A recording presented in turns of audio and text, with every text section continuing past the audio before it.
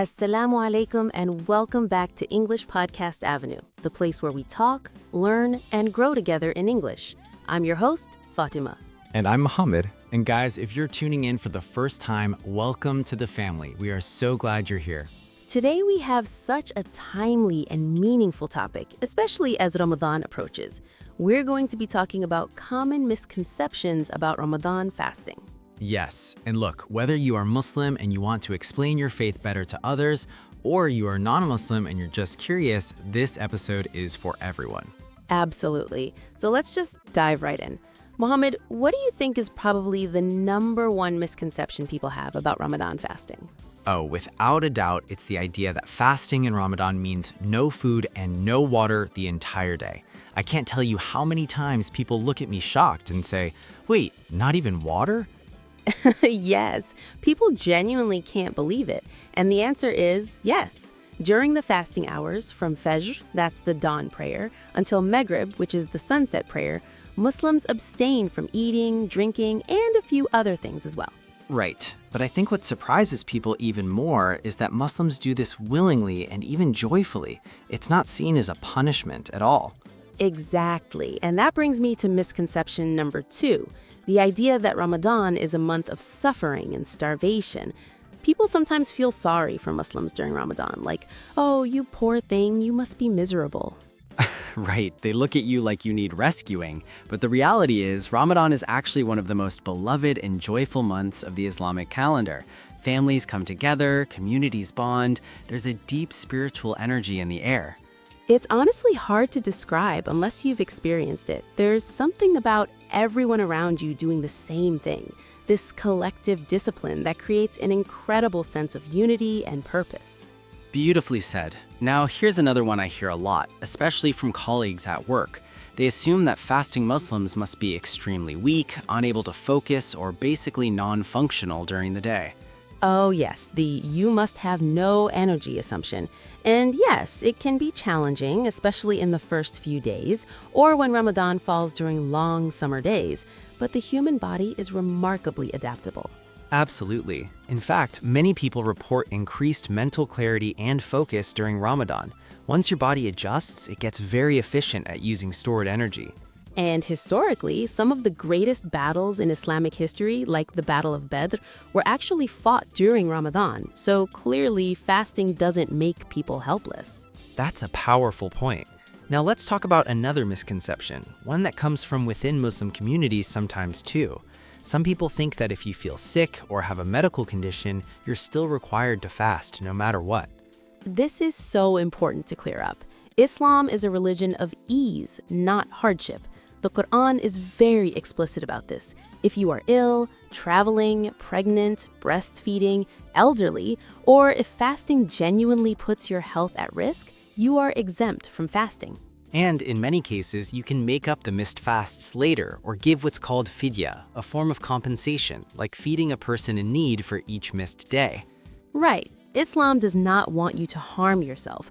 The whole point of the fast is spiritual growth, not physical damage. So please, if anyone is listening and they have health concerns, always consult a doctor and know your religion gives you flexibility. Great point. Okay, here's one that I find fascinating. The misconception that Ramadan is just about not eating, like people reduce it to a diet. Oh, I've literally seen articles titled The Ramadan Diet, and I always cringe a little. Right? Like it's so much deeper than that.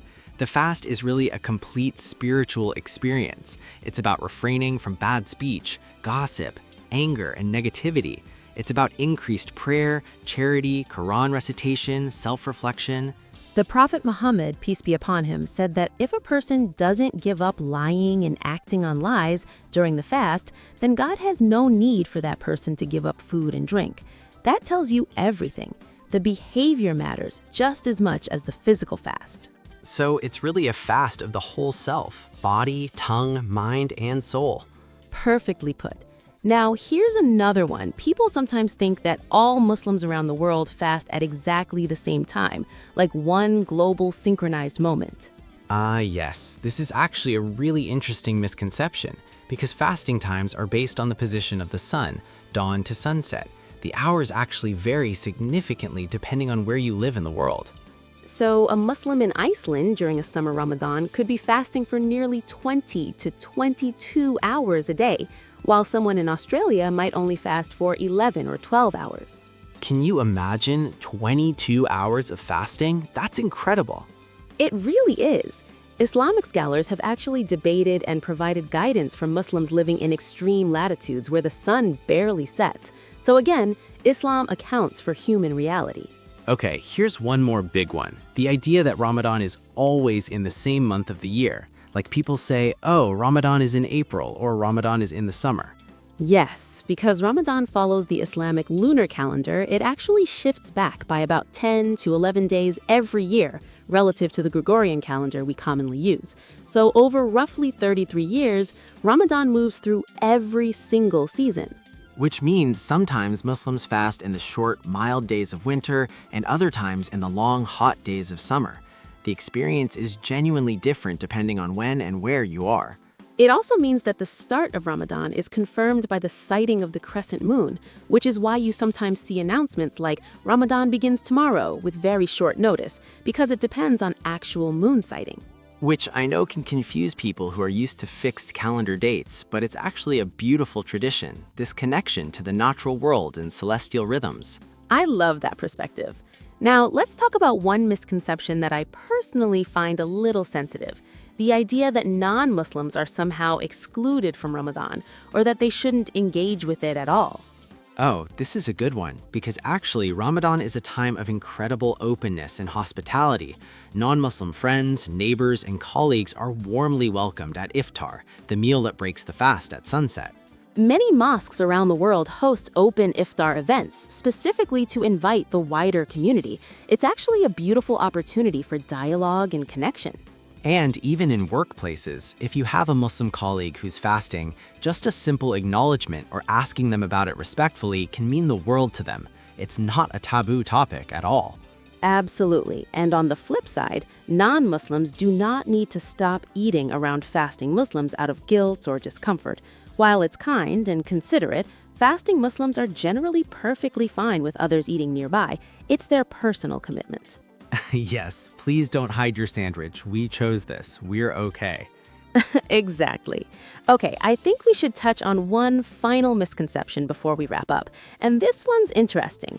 Some people assume that Ramadan ends with Eid, and that's basically it, like back to normal. Yes. Like Ramadan is just this isolated event. But for practicing Muslims, the goal is that the habits built during Ramadan, the discipline, the generosity, the mindfulness, carry forward throughout the year. Ramadan is like a spiritual training camp. You spend a month exercising your patience, your faith, your empathy. The hope is that those muscles stay strong long after Eid celebrations are over.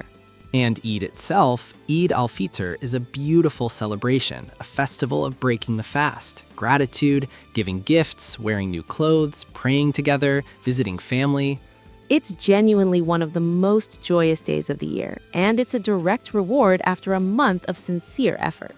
So, to summarize everything we've covered today, Ramadan is not just about starving, it's not a punishment, it's not a simple diet, it's not the same dates every year, and it's not just for Muslims to experience alone.